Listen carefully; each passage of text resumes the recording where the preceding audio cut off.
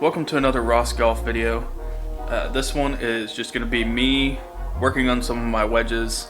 I was watching a couple videos the other day to work on my wedge game, and one of them that came across was a Luke Kwan video, and he was talking about basically never hitting full wedges. At least that's what I took from it, and I think working on that will definitely help me out. So this is just going to be me working on some wedge shots. To go through all my wedges, 60 all the way up to pitching wedge, and basically just trying to work on the consistency of my ball striking with them, because as you've seen from the most recent videos, has not been going well. So hopefully they like it.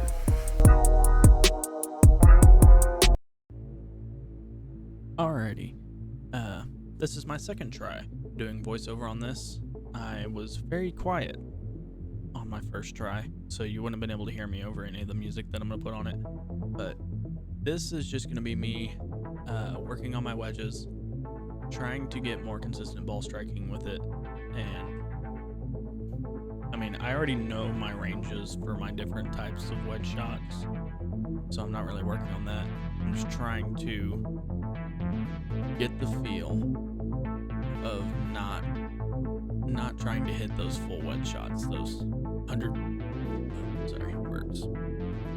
100% wedge shots. So these first two, they're not good. Yeah, nice little top. Pulled my shoulder off of it, tried to crush it, and not for sure who that was for. And then this one isn't any better. I just thin it. Nice little thin hook. It's disgusting to watch. But those aren't the only bad ones in here. There is a few other bad shots, but they're very minimized. So I'm going to kind of work through with all my wedges, 60 degree, all the way up to pitching wedge, and get to hitting those consistent ball strikes and those nice high soft landing shots that you need to try to lower your scores. So one thing that I'm really going to be focused on here in the future is not trying to hit full wedge shots unless it's absolutely necessary. Try to hit like a 90-95% shot and a 3/4 or 75%, however you want to look at it, shot, and about a 50 to 60% shot. And I kind of gauge that a little bit off like the clock method. So as you'll see here, it's about a 60% shot, maybe 65%. But it helps with that feel and know in your head, okay, here's 50%, here's 60%, and those kind of things to help dial them in, because you're not going to have perfect yardages every time you step up to the ball.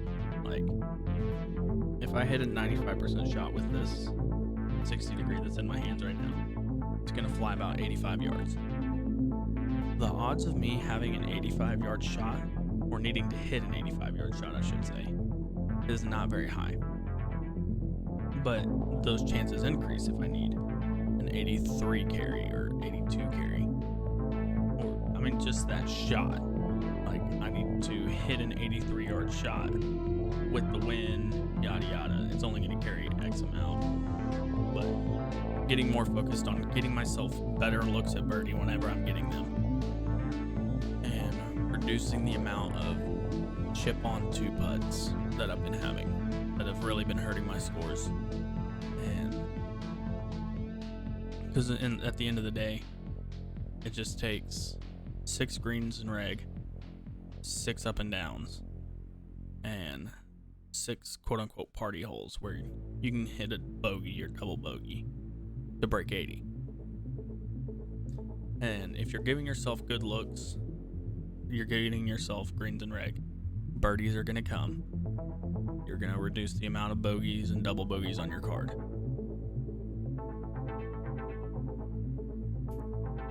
So that's about an 80-85% shot right there. And just with a quick little math, I can think, okay, that's an 80% shot. It's probably going to go about 78 yards, give or take. That one was a little fat. way I've been hitting it, I would take a little bit of a fat shot over a thin shot. Always clean your clubs. I'm definitely not the best at it, but cleaning your grooves will go a long way. So move into the 56 degree here. And with this club in particular, my 95% shot is going to go about 94 yards. So even if I just rounded that up to 95, my 75% shot is going to go about 75, and my 60% shot is going to go about 60. So pretty consistent little thought process.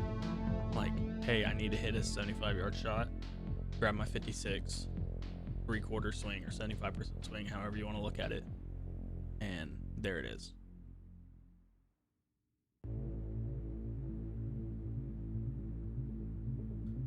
And this is definitely a club that I need to start trusting more and pulling out of the bag more.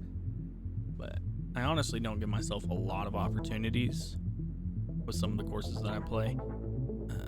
The ones here closer to me are a little bit shorter, so I have a little bit more opportunity for these. If I took bigger clubs off the tee, hit more 3-wood and driver instead of like 2 or 4 iron, or even some of these holes that you may have seen on the channel.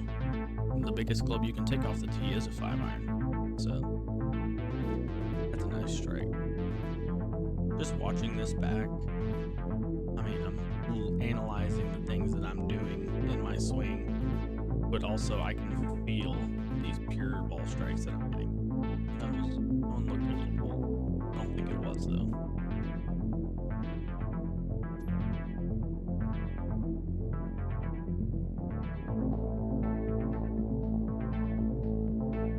But my plan is to do a couple more course vlogs. So yeah, that's the bad shot right there. Do a couple more course vlogs the way I've been doing on playing from the back tees, and then in the near future, I know I have 2 courses lined out that I'm going to go play for course vlogs, and another course that I'm going to go play for Thursday matches with Logan. We're working on figuring that out, but these types of videos right here, where I'm just kind of working on my stuff, is what really will help me be a better golfer, and in turn create better content, because nobody likes watching bad golf unless you do. If you like watching bad golf, just let me know, and I can definitely supply you with plenty of that.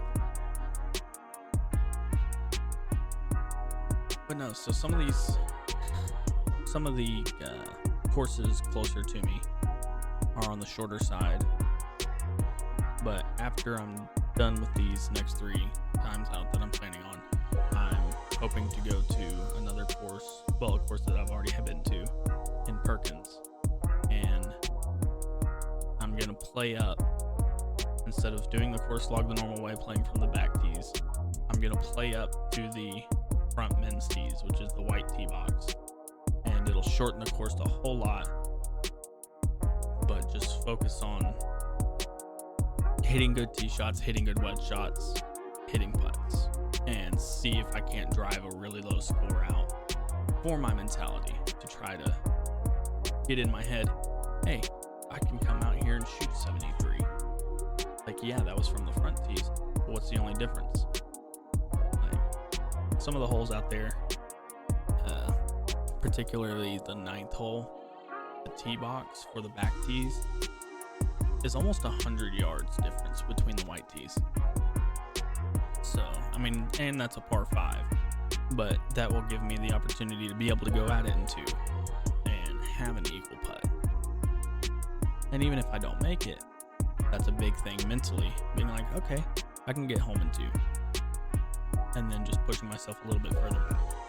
I'm working on getting more distance off the tee, doing a little bit of speed training stuff, and I mean, right now my swing speeds aren't outrageously low. With my driver, I think I'm around the 105 to 110 range. But I think if I really keep working out, keep getting stronger, try to lose some of the extra weight that I'm carrying, as you can see from that angle, try to get rid of some of that, I should be able to get my swing speed up and be able to hit 120. That's what I'd love to see, is 120, 125 club head speed would put me at, what, 290 to 300 carry, and it would give me a lot more of these into greens instead of full pitching wedge, 9-iron, 8-irons into greens. Because everybody knows a wedge onto a green is a lot easier to stop than a 7-iron. But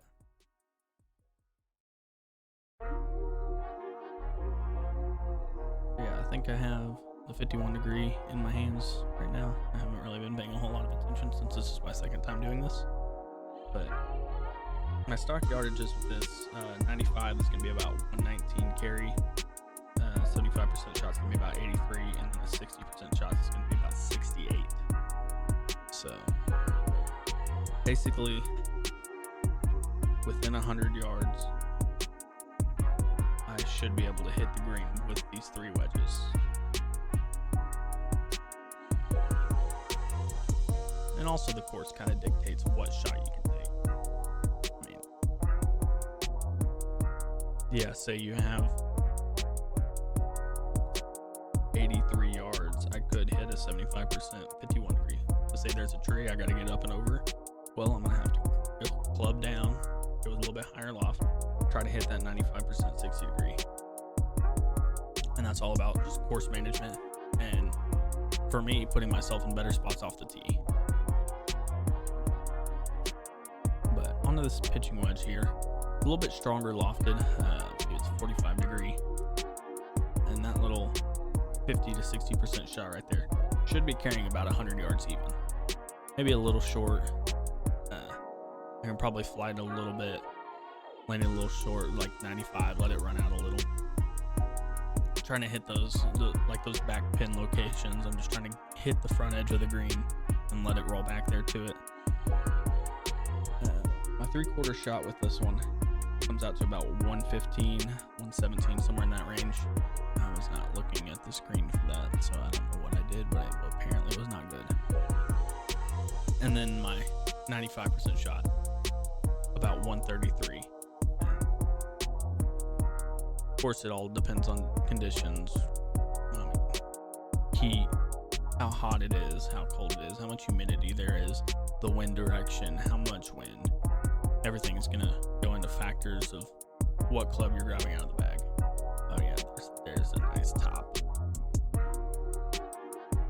But I mean, on a warm day, I could probably try to get after it and hit 100% pitching wedge, 145, but there's no reason to. It's just gonna put more stress on my body, tire myself out more, when I could just club up to a 9-iron, hit a nice 85% 9-iron, 145 yards. So it's all about, I wouldn't necessarily say conserving energy, but about making the right decision. Why try to overpower a pitching wedge when you can just hit a little 9-iron into it? That's a nice ball right there. But I think that pretty much does it for this video. If you like this type of content, there's going to be some more coming out. I'm going to be doing some shot shaping and some long irons the next time I go out to the range. So I'm going to film those and try to get those kinds of videos out. So if you like the video, feel free to subscribe, and see you in the next one.